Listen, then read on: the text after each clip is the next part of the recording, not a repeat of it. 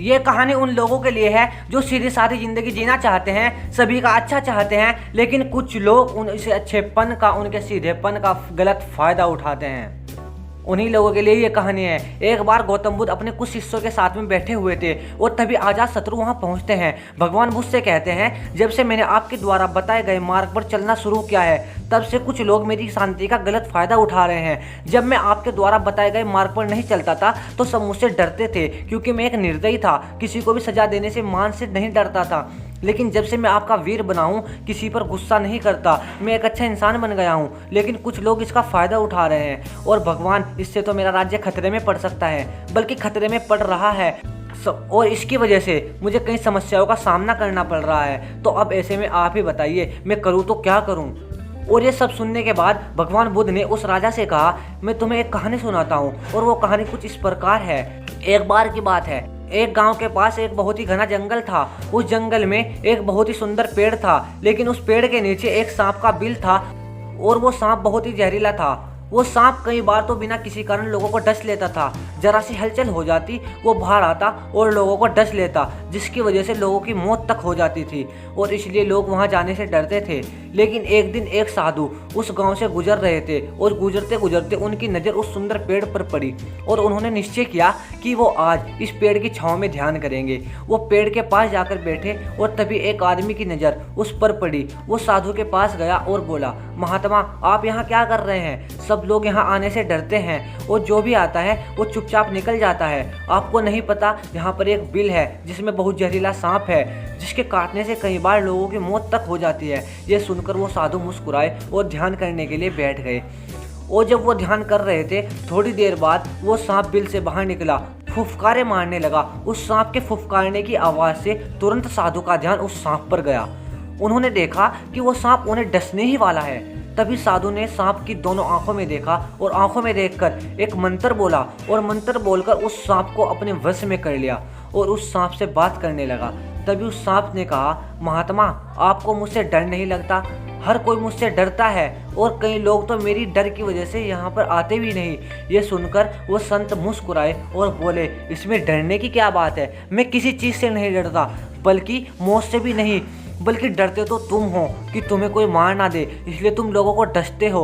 और यह सुनकर वो सांप दंग रह गया और बोला, महाराज, यहाँ पर जो कोई आता है, कुछ लोग तो मुझे मारने की कोशिश करते हैं, और कुछ लोग मेरे से डर के भाग जाते हैं, लेकिन मुझे आज तक आप जैसा कोई नहीं मिला जो कि मुझसे भी ना डरता हो। और यह कहकर सांप ने अपना सर साधु के कदमों में रख दिया और बोला, महात्मा, आपने बिल्कुल सही कहा कि डरता तो मैं हूँ, इसलिए मैं लोगों को मार देता हूँ, जो कि मुझे नहीं करना चाहिए था।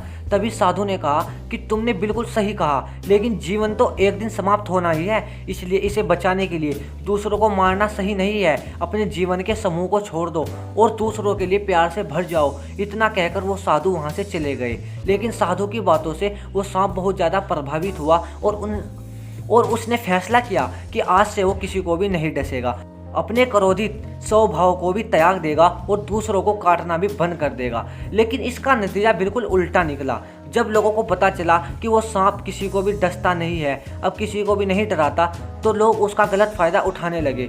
जो भी लोग उससे डरते थे वो उससे दूर भागते थे, अब वो उसे पकड़ने लगे, और कुछ लोग तो उसे पकड़कर पेड़ पर फेंक कर मारने लगे।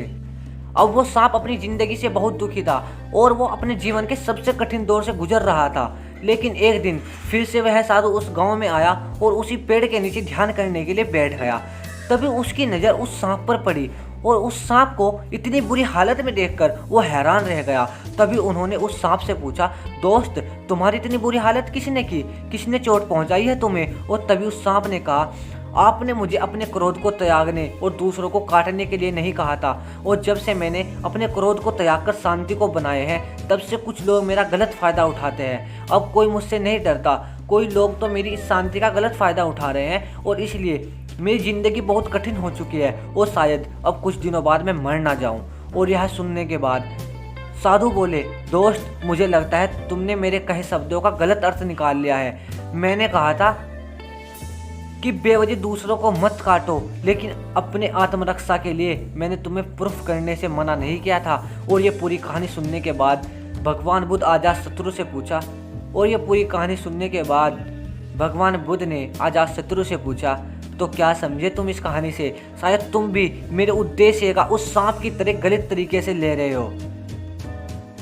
शायद तुम भी मेरे उद्देश्य को उस सांप की तरह गलत तरीके से ले रहे हो।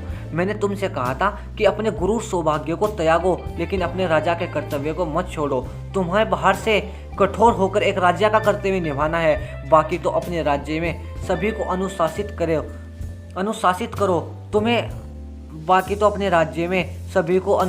करो। तुम्हें सख्तो करक राशि की न्याय प्रक्रिया को कायम रखना है, ताकि सभी लोगों को शांति से रह सके और उन्हें किसी प्रकार की असुरक्षा का अनुभव ना हो। इसलिए तो तुम्हें अंदर से एक साधु की तरह और बाहर से एक राजा की तरह शासन करना होगा। अगर आप भी अपने आसपास देखोगे या फिर आपने भी यह बात देखी होगी कि लोग आपकी अच्छाई या फिर कोई सीधा है या अच्छा है, लोग उसके सीधेपन का या फिर अच्छेपन का फ़ायदा उठाते हैं और इसकी वजह से लोगों को कई सारी प्रॉब्लम का फेस करना पड़ता है और फिर उन्हें ये लगता है, यार हमने सबका अच्छा सबका भला चाहा और फिर मेरे साथ ही बुरा क्यों हुआ? अच्छे लोगों के साथ ही बुरा क्यों होता है? ऐसे लोगों को इस कहानी से ये समझना चाहिए कि अगर आप एक सीधे या शांत इंसान हो तो लोग आपका फ़ायदा उठाएंगे। ऐसे ही और लोगों को भी लगता है कि लोग आपका इस तरीके से उपयोग करें, इसलिए लोगों में आपको सिचुएशन के अकॉर्डिंग बिहेव करना होगा। जहाँ पर गुस्सा करने से कुछ चीज़ें कंट्रोल होती है, वहाँ पर गुस्सा करने में कोई बुराई नहीं है। आप बिना सबमिट के चिंता करने, यह सिचुएशन के अकॉर्डिंग जैसा आपको बिहेव करना चाहिए ऐसा करो। जहाँ आपको लगता है मुझे यहाँ बोलना चाहिए वहाँ पर बोलो, और जहाँ आपको लगता है यहाँ पर मुझे चुप रहना चाहिए वहाँ पर चुप रहो। जहाँ पर आपको लगता है यहाँ पर मुझे गुस्सा करना चाहिए वहाँ पर गुस्सा करो। जहाँ पर आपको लगता है यहाँ पर मुझे विरोध करना चाहिए वहाँ पर विरोध करो। जैसे एक एक्टर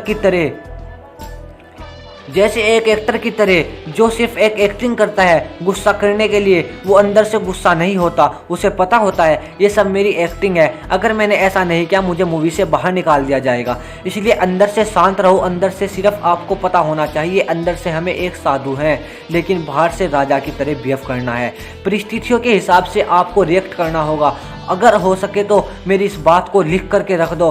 अंदर से शांत और सीधे सरल रहो, लेकिन बाहर से तेज तर्राठा और कठिन स्मार्टी बिहेव करो। ये कहानी और अगर आपको ये वीडियो पसंद आया हो तो वीडियो को लाइक करें, चैनल को सब्सक्राइब करें, ताकि हमारे हर वीडियो के नोटिफिकेशन आप तक पहुंचते रहे। Thank you. जय हिंद, वंदे मातरम।